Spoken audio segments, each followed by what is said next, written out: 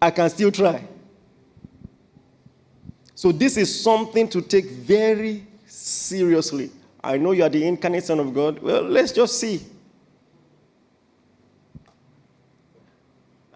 And because this curriculum is missing, that's why we have raised many Samsons and not many Josephs. Many people are a flash in the pan. Just rain for a season and fall. Have you seen brilliant people? They had to excuse from work. Not because they were not great at the job, but because of other things. Just lack of character. It's lack of character. Excellent engineer, but you couldn't say no to bribe.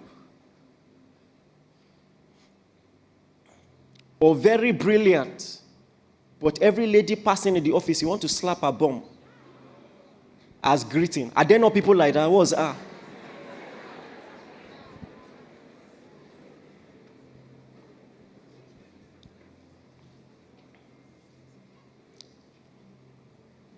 Because you can learn engineering and not learn obedience. That's what I'm telling you.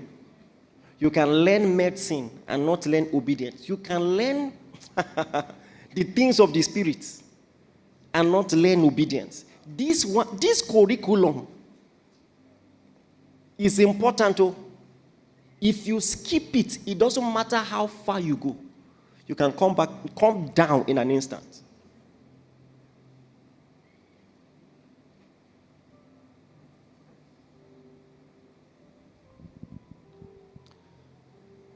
I have a proposition. What if we change the lens with which we rated ourselves? What if we rated ourselves the way 1 Corinthians 13 rated people? When it says, though I speak with tongues of men and of angels, if I have not love, I am nothing. What if you began to rate yourself based on character development, not on gift? Are you getting what I'm saying? If he says, I am nothing without love, maybe that's a good place to start. I'm very gifted, but what about my character development? Check very well. Look at 1 Timothy 3. And look at all the requirements for those who desire the office of a bishop, of a deacon, and all of that. 9 out of 10 things he mentioned were character, not charisma. 9 out of 10 things. He must be blameless, husband of one wife, temperate, sober-minded, of good behavior, hospitable. Have you seen many people who even use their spirituality as an excuse for rudeness? He must be hospitable.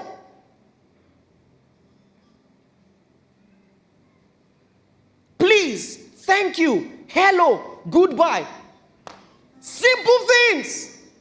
Some people are too deep to learn it.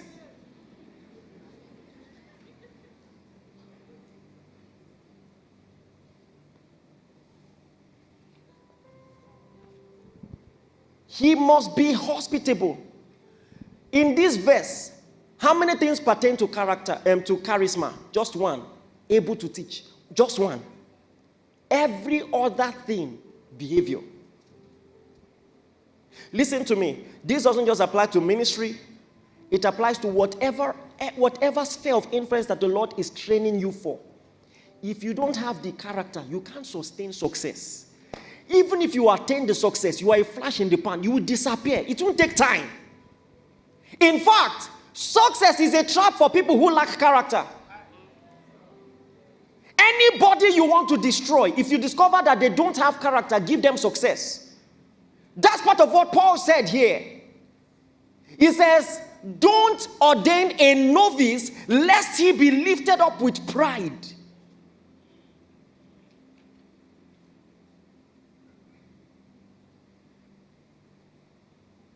Character, wisdom.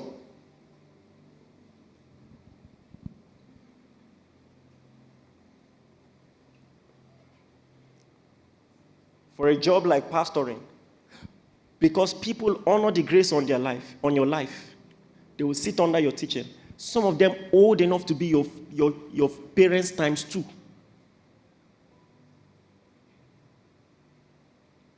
It takes wisdom. It takes character.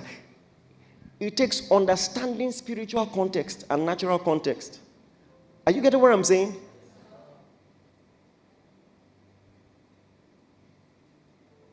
You know, a friend of mine was telling me, fresh graduate from school, he had touched power. He felt like the Lord was using him, so he just went home. He said, told his mom, kneel down, I want to impart you. And you know, there are phrases,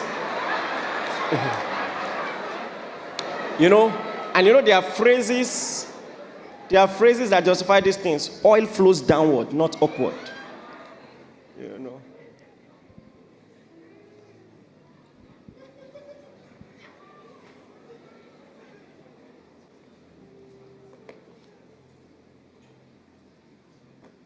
It's a real thing.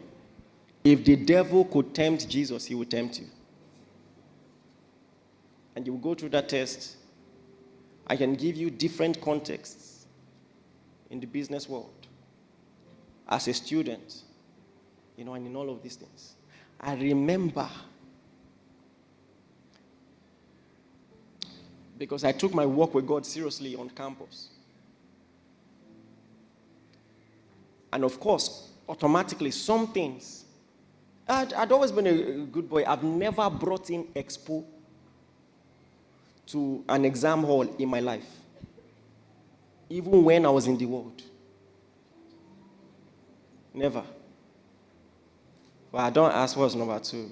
That's I go lie for you. You know. Now. Even sign symbol, we don't do. A, B, C, you know now.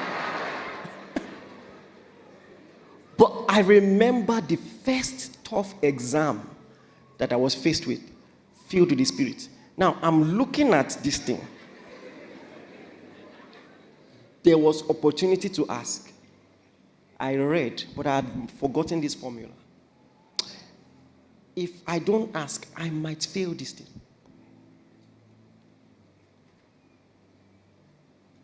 And I said no. I will never forget. I said no. This is my new life now. I'm not going to cheat. How I passed that course till now, I don't know how God did it. I don't know. The reason I'm trying to take my time with this is because some of these things are easier said than done. You will be tested. You will be tested. Listen, and God allows it. It was the Spirit that led Jesus to the wilderness to be tempted of the devil. He led him there. It was part of it. And that's akin to God knowing that there's a serpent in the garden and allowing the process. Because that's how you grow. It doesn't matter how what I'm preaching you blesses you today. It is when you go out there that it will matter. That's how I will know if you really learned or not. It can be on your way back. On your way back, last man stops you. Before they even, just quickly, how far now, bro? Then you are the same one praying for this country to be better. You know, I went to preach in one of the states in this country. And one of the people working close to the governor, the person in charge of all the contract allocation in that state, he follows our ministry, so he asked to see me in the hotel. Now, so I was laughing. I said, how is your work? He said, by the grace of God, I've kept integrity, but it's hard. Even church people are expecting me to have more money than my salary allocation. Because ask yourself, if you hear that one of your friends is in top governance, won't you start billing him?